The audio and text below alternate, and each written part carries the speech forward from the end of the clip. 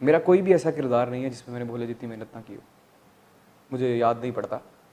फ़र्क है, जो फ़र्क शायद जिस फ़र्क पे किसी की नज़र नहीं है या किसी ने महसूस करने की कोशिश नहीं की, पहली दफ़ा मुझे मेन रोल दिया, पहली दफ़ा मेरे पास स्क्रीन टाइम है, पहली दफ़ा ड्रामा मुझ पे बेस करता है। अलिफ अल्लाह इंसान अगर आप कहें तो मेरी एक वही वो ड्रामा था जिसने मुझे सामने ला खड़ा किया। 34 सीन्स थे मेरे, 34 सीन। अगर शम्मो पे भी वो बेस कर रहा होता तो शायद उस पर भी आपको गूज़बम्स आते। तो मौका लोगों के बस में, किसी के बस में क्या कोई मुझे मौका देगा या मुझसे मौका लेगा।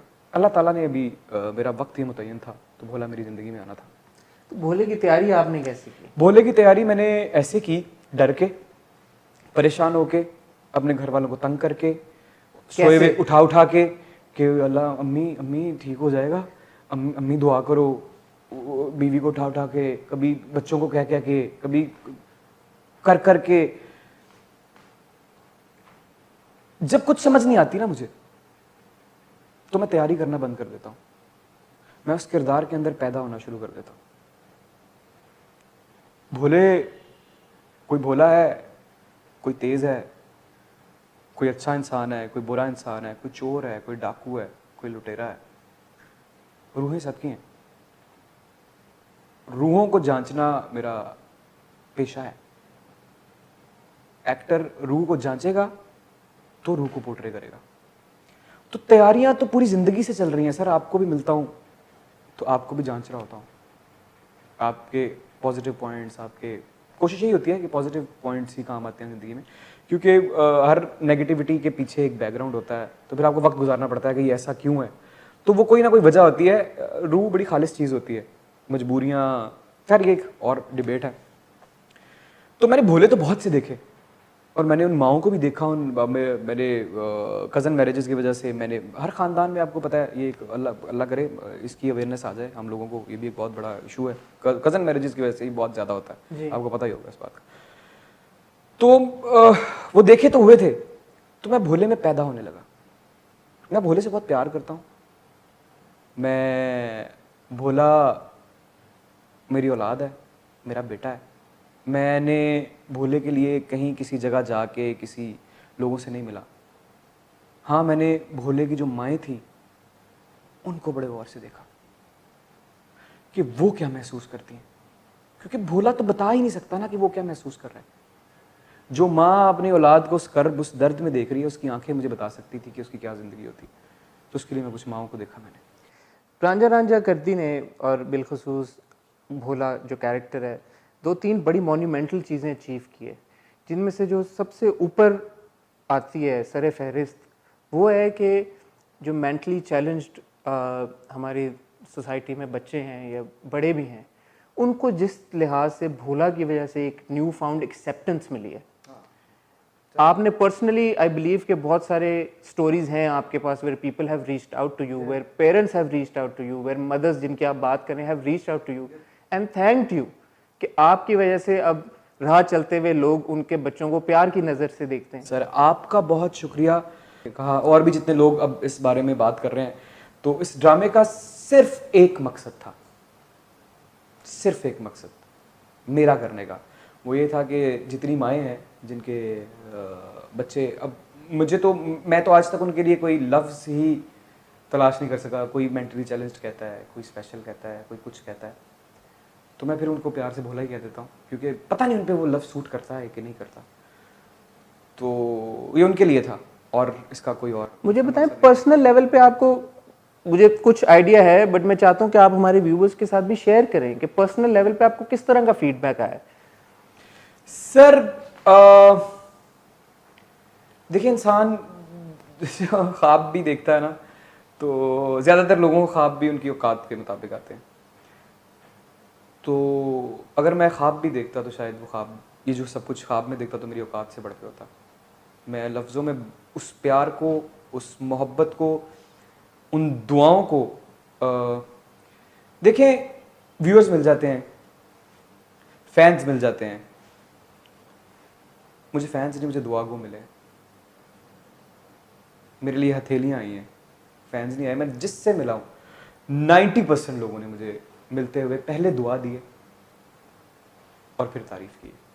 तो ये एक बहुत बड़ी अचीवमेंट है इमरान, ये आपको नहीं लगता? करम है, करम है, करम होता है। ये चीज़ें जो अचीव नहीं कर सकते आप। अब क्योंकि हमने फाइनल एपिसोड देख लिया सब ने और इतना एंजॉय भी किया है, बड़ी एक अनयूजुअल लव स्टोरी है। मेरा नहीं ख्याल कि इस तरह की लव स्टोरी एटलीस्ट पाकिस्तान में तो हमने पहले विटनेस की हो।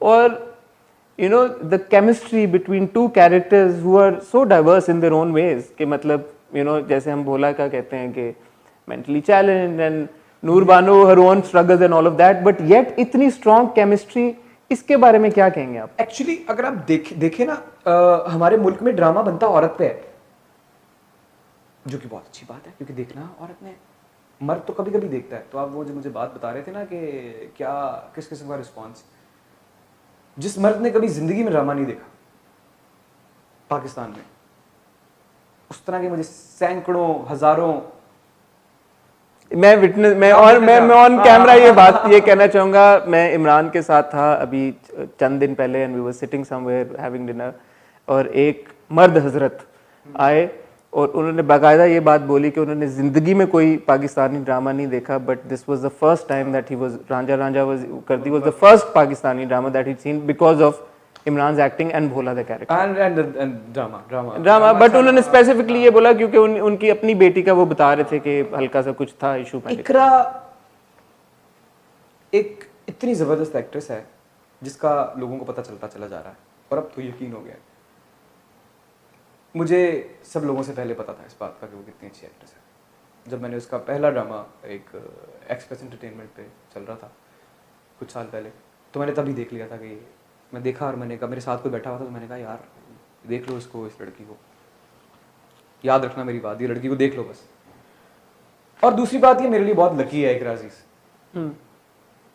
मैंने अपनी ज़िंदगी का जो सबसे पहला ड्रामा लिखा उसकी हीरोइन इकरा अजीज थी, और अभी जो मेरी ज़िंदगी का सबसे बड़ा रोल है उसमें मेरे साथ है। तो फिर ये जिन लोगों के साथ आपको इज्जत मिलती है ना,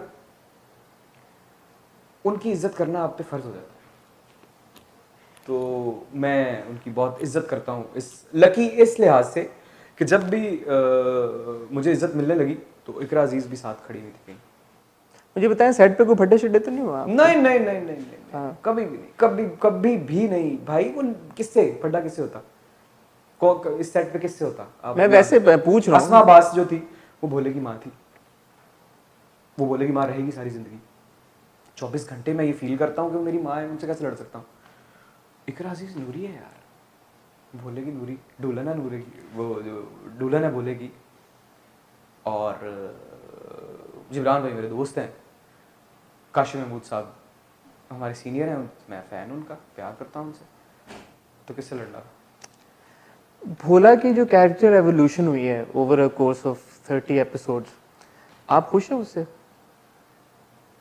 खुल के बोले ना, स्माइल। नहीं, मैं आप खुश हैं? आपको लगता है कि जो लॉजिकल कंक्लूजन बनती थी भोला की फाइनल एपिसोड में, you are happy with that? Not only me, whole Pakistan. But मैं पर्सनली क्यों सर, ड्रामा अपने लिए बनाते हैं हम लोगों के लिए, अपनों के लोग जो अपने जो व्यूअर हैं उनके लिए। तो पूरा पाकिस्तान इस बात की गवाही दे रहा है।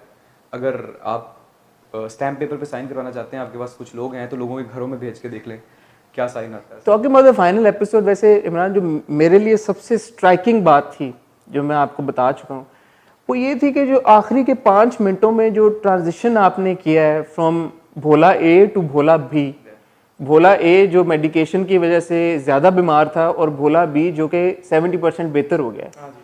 यार ये आपने जो कमाल किया है कि जहाँ पे ट्रांजिशन हो भी गई है और नहीं भी हुई, भोला ठीक हो भी गया है बट नहीं भी हुआ, ये आपने कैसे मैनेज किया और अचीव किया है? सर मेरे 2-3 ड्रामों की शूटिंग साथ चल रही थी, जो कि ऐसा नहीं होना चाहिए। But you know what I mean, right? I know what you know what I mean. या आई गॉट यू। मेरे लिए बाकी ड्रामे इम्तिहान नहीं थे इसके अलावा जो साथ शूटिंग चल रही थी। मेरे लिए एक इम्तिहान था कि जो आखिरी 3 सीन आने हैं ना, भोले में रहते हुए मुझे कोई और इंसान होना है। तो उसमें आपको लुक में भी बिल्कुल आपके बाल डिफरेंट लग रहे हैं, आपकी चाल डिफरेंट लग रही है, मेरी आवाज डिफरेंट चाल ताल आवाज। तो वो मैंने जब भोला करते हुए ये सोचा था कि मैं भोला हूं, जब मैं किरदार में उतरा था, वो 3 सीन करते हुए मैंने ये सोच लिया था कि मेरा इलाज हो गया, मैं 70% ठीक हो गया। कॉन्शियसली इसमें एफर्ट गई है, ये नहीं है कि ये तुक्का लगा। इम्तिहान था मेरा असल इम्तिहान कोई और दूसरा ड्रामा साथ चलते हुए या कोई चीज कुछ भी नहीं थी। मेरा इम्तिहान वो था, मुझे भोले में रह के भोले को 70% ठीक करना था। ये वो जगह थी, अगर खुदा न खास्ता अल्लाह की मर्जी ना होती और ये ऐसे ना होता तो मेरा सब पिछला किया कराया जो था वो बह जाना था। Credit where it's due. I think that was fantastic. Absolutely. Kashif Nisar साहब की ने इतना समझदारी से उस ट्रांसफॉर्मेशन को शूट किया गया, क्योंकि बहुत एक थिन सी लाइन है दोनों के बीच में, यू नो, नामुमकिन लाइन है, बहुत नामुमकिन लाइन है जिससे गिरना, नामुमकिन लाइन है जिसमें मैं फिर कहूंगा प्लीज ये बात जरूर लगाइएगा, इसमें मेरा कमाल नहीं है।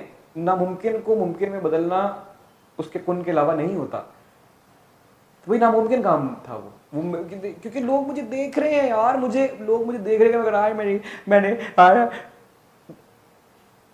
ये बॉडी लैंग्वेज है बंदे की कि अरे अटो मटो मेरे इश्तिहार बनाता है, एक इंसान यार दूसरे कह रहा है कि तू मेरे इश्तिहार बनाता है।